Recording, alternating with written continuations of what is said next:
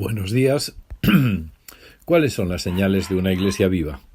Y hemos visto hasta ahora que una iglesia viva es la que persevera en la doctrina apostólica, la que demuestra una comunión práctica y ayuda mutua, la que adora, ora comunitariamente y tiene una actitud reverente. Y hoy vamos a reflexionar en una cuarta característica. Una iglesia viva evangeliza continuamente. Finalmente, una iglesia viva es una iglesia evangelizadora. Hasta aquí hemos considerado acerca del estudio de la palabra, la comunión y la adoración. Pero Lucas nos dice que la iglesia era fiel y perseveraba en las cosas.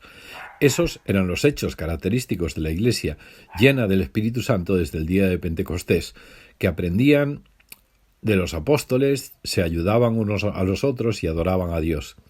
Si el pasaje terminara aquí, esta sería una iglesia incompleta, pues no habría ninguna referencia al mundo, sus necesidades y su alienación de Dios. Siempre es un riesgo tomar un versículo aislado. Hechos 2:42 es un versículo favorito y clásico y se han hecho muchos mensajes y discursos sobre este pasaje. Sin embargo, si solamente se hace referencia al versículo 42, todos estos mensajes se quedan desequilibrados. No hay una descripción completa y armónica de la iglesia. No podríamos pensar en una iglesia como una comunidad ocupada únicamente de sí misma, como si se hubiera aislado del mundo necesitado que está del lado de afuera. Solamente cuando llegamos al final del pasaje se completa la perspectiva. Hechos 2:47. Y todos los días añadía el Señor a la iglesia aquellos que se habían de salvar. En esta breve referencia podemos aprender algunos puntos sobre la evangelización. El primero es que el Señor aún añadía a los que habían de ser salvos. El Señor Jesús incluye cada día nuevos creyentes a la Iglesia. Ciertamente, Jesucristo delega en la Iglesia la tarea de admitir a los nuevos miembros de la Iglesia mediante la conversión y el bautismo. Sin embargo, solamente Él puede admitirlos en la Iglesia invisible cuando se arrepienten y confían en Jesús como Salvador y Señor. La enseñanza, el testimonio diario de los miembros de la Iglesia y su vida de amor a los demás son los medios que Dios usa para hacer llegar su mensaje al mundo.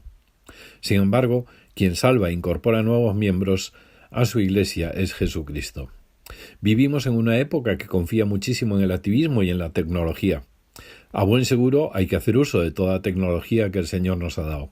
Sin embargo, tenemos que humillarnos delante de Dios y reconocer que solamente Cristo puede abrir los ojos de los invidentes, destapar los oídos de los sordos y dar vida a las almas muertas. La Iglesia hoy necesita ser más humilde. Un segundo punto sobre la evangelización es que Jesús hacía dos cosas, y éstas deben siempre estar juntas.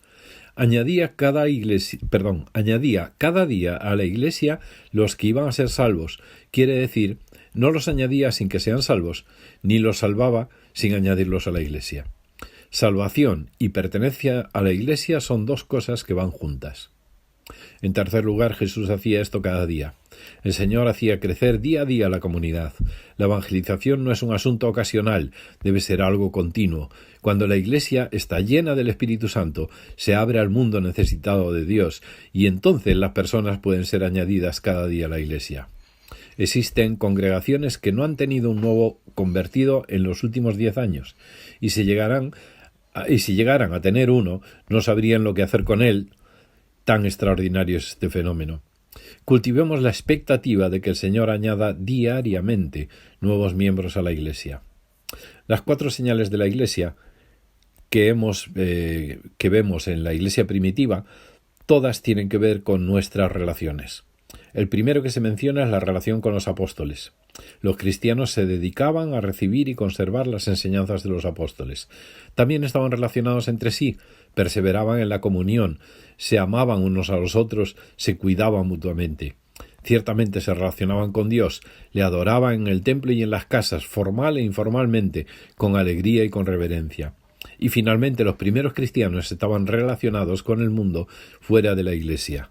Y por eso cada día llegaban más personas que recibían el Evangelio de Jesucristo. Hace un tiempo escuché a un grupo de jóvenes que había visitado todas las iglesias de la ciudad, pero no habían encontrado ninguna que realmente les satisficiera. Dejaron de buscar y se denominaron a sí mismos cristianos desconectados.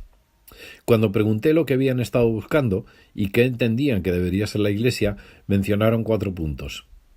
Aquellos jóvenes no tenían idea de que estas cualidades estaban escritas en el libro de Hechos.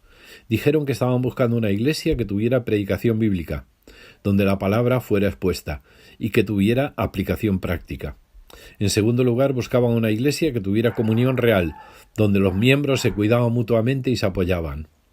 En tercer lugar, buscaban una iglesia que adorara, en la cual fuera una realidad la presencia de Dios. Y en cuarto lugar, estaban buscando una iglesia que tuviera un ministerio para el mundo. Lo que aquellos jóvenes buscaban, como tantos otros, era nada menos que una iglesia viva, verdaderamente renovada, una iglesia que mostrara exactamente las 4 características que venimos comentando que la iglesia primitiva tenía. El Espíritu Santo vino en Pentecostés y Él nos dejó la iglesia. Nuestra responsabilidad no es esperar que el Espíritu Santo vuelva, sino reconocer su soberanía en la iglesia. Debemos humillarnos ante Él, llenarnos de su plenitud, su dirección y su poder, y cuando eso ocurra, nuestra iglesia se aproximará a ese maravilloso ideal que nos presenta el libro de Hechos: la enseñanza apostólica, la comunión unos con otros, la adoración viva y la evangelización continua. Oremos por nuestra iglesia, para que se renueve y cumpla el propósito para el cual Cristo fundó su iglesia. Buen y bendecido día.